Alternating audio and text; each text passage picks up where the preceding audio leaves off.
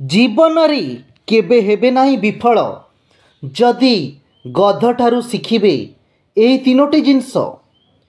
जदि जड़े व्यक्ति चाहती तेबे से एक अज्ञात जिनिसरु मध्य बहुत किछि शिखि पारिबे जहा जीवन रे तांका पई अत्यंत गुरुत्वपूर्ण होई पारे।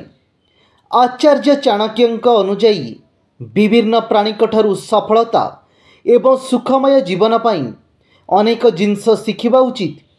जदिओ पशु माने नीरव रहिछंती तथापि सेमाने निजर शक्ति और प्रतिभा प्रदर्शन करने को पछघुंचा दियंती नहीं। प्रत्येक जीवंकर निजस्व गुण अछि जहाँ मनीष को बहुत किछि शिक्षा करिवार क्षमता रखिथाए। गध एपरी पशुमानक मध्यरु गोटिए। चाणक्य नीति अनुजाई जदि आपण जीवन रे गोटिए गधर तीनोटी जिनिस ग्रहण करती विफलता आपण को स्पर्श करिब नाही। परिस्थिति सह खाप खुआइबा। गध प्रबल उताप एवं हाड़ थंडा शीतरे दृढ़ बाहे रुहे प्रत्येक परिस्थिति रे कार्य समाप्त करे। सेही भली जने पुरुष प्रत्येक परिस्थितिर दृढ़ भाव रे सम्मुखीन हेबा उचित। सफलतार पथरे अनेक बाधा आसिबो किंतु सेमानकु भय करंतु नाही। चाणक्य कहिसेंती जे आम भितरे लुचि रहिथिबा दक्षता को बढ़ाइबा पई समस्या काम करे। तेणु कष्ट समय को भय करंतु नाही। आलस्य को त्याग करिबा। चाणक्य कहिसेंती जे अलसुआ विफलता को निकटतर करिथाए।